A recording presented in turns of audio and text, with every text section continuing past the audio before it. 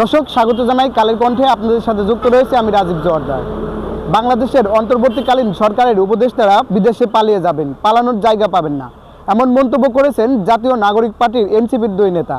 এ নিয়ে কী ভাবছে সাধারণ মানুষ তা নিয়ে কথা বলবো কালের কণ্ঠের নিয়মিত আয়োজন জনতার কণ্ঠে।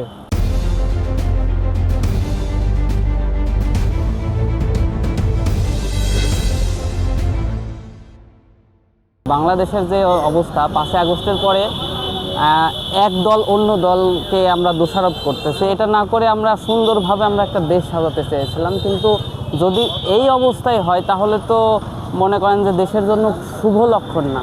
কখনো পালানোটা কখনো শুভ লক্ষণ বয়ে আনে না, কিন্তু পালানোর আগে এমন একটা ব্যবস্থা করা উচিত যেন বাংলাদেশকে সুন্দর করে তুলতে পারি আমরা। সেই ব্যবস্থা করলে এবং আমার মনে হয় এমন রাষ্ট্র ব্যবস্থা করা উচিত যেন কেউ কখনো পালিয়ে অন্য দেশে পালিয়ে থাকতে পারবে, এরকম পরিস্থিতিতে না পড়তে হয়। এনসিপি যে অভিযোগ করেছে যে অন্তর্বর্তীকালীন সরকারের উপদেষ্টারা দেশ ছেড়ে পালিয়ে যাবে, কথাটি শতভাগ সত্যও নয়, আবার একেবারে অমূলকও নয়।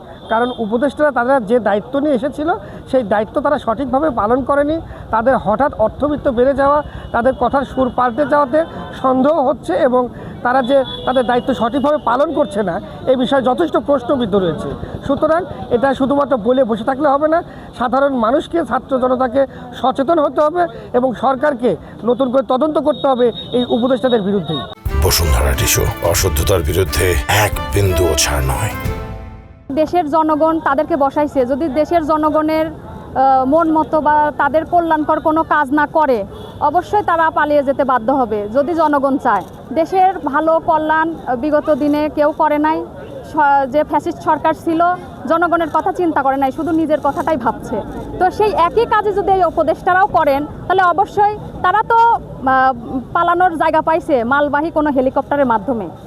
তারা কিন্তু পালানোর কোনো একটা নৌকাও খুঁজে পাবে না, মানে তারা পালানোর সুযোগ হবে, ইঁদুরের গর্তও থাকবে না হয়তো সামনের দিনে। দেশ ছেড়ে যে পালাবে, কারোরই পালানো উচিত না। কি জন্য পালাবে?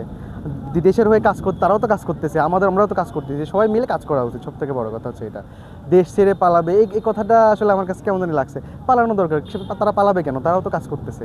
5 আগস্টের পরে বাংলাদেশের যে আগেকার যে রাজনীতির সাংস্কৃতিক অবস্থান, সেটার আমূল পরিবর্তন হয়ে গিয়েছে। এই বর্তমানে তারা রাজনৈতিকভাবে বিভিন্নভাবে বক্তব্য দিয়ে বিভিন্ন রকম তারা হাইলাইটে আসতেছে। তাদের কোটা সংস্কারের অবদান আছে, কিন্তু এই বিষয়টা রাজনৈতিক বক্তব্য দিতে গেলে তাদের তো রাজনৈতিক অভিজ্ঞ, মেধা, যোগ্যতা অনেকখানি কম। তারা তো আসছে একটা পরিস্থিতিতে। এই বাংলাদেশের রাজনৈতিক পরিস্থিতি এই বক্তব্যের সঙ্গে আমি ব্যক্তিগতভাবে মতামত হিসেবে যদি শুনতে চান তাহলে আমি একমত নয়।